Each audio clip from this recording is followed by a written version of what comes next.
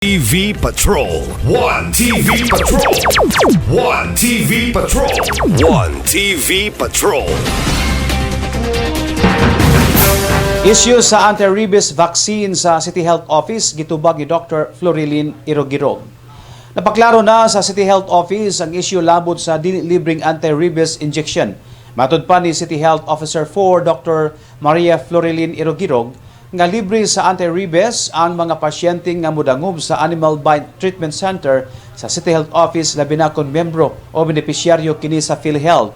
Apan mahitabo nga moresita og anti-rabies vial ang clinic o papaliton kini sa pribadong butika isip tipikog bahin sa pagtuman sa Republic Act 9482 o Anti-Rabies Act of 2007.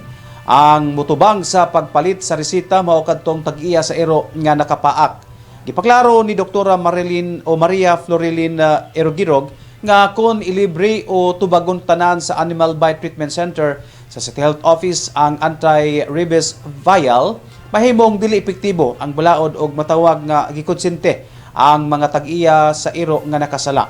Dili pa lang dugay, natuki ang baong butang sa regular session sa konseho, human nakadawat og mga reklamo ang konseho nga matud pa wise tag sa anti-rabies vaccine ang Animal Bite Treatment Center sa City Health Office gumikan kay ang pasyente pa mismo ang mopalit og anti-rabies vaccine sa gawas. Naamang good tay kuan doktora regarding sa report kaganina nga katong napaakan we had increased nagkataas ang napaakan pero mostly adto dili tanan libre ang anti-rabies which is 1,200. In fact mangayo gay na namo ang mga constituents nga napaakan. May we know kung unsay reason nga nganong di nato pwede malibre ang tanang napaakan og ero sa ato ang City Health nga kinahanglan sila mo shell out og 1,200 per session kay tulo ra ba ka siya ka session? Dr. Irog, you may respond. Thank you, Mr. Chair. I'd like to answer your query. So, nahibalaan naman dyan na nato nga ang anti-rabies vaccination, dili tanan libre. I'm for sure, isa sa inyo ha, nakakuan na yun na, naka-experience. It's because we have the law nga gina-follow which is the Rabies Act, Anti-Rabies Act 2007 na didto nakabutang na ang tag-iya sa biting animal should be the one who will shoulder the payment sa mga vaccines.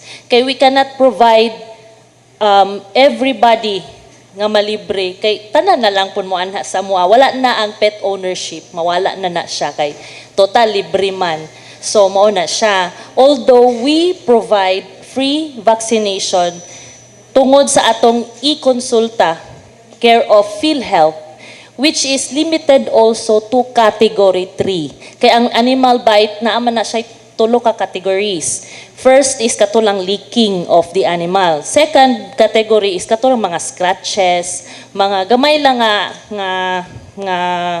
samad, wound. Whereas ang category 3 kaninang mga open wound, katong nang dugo na, mga katunang nasa face, sa mga sensitive parts sa body. So, kana siya malibre if naa siya'y PhilHealth. One TV Patrol.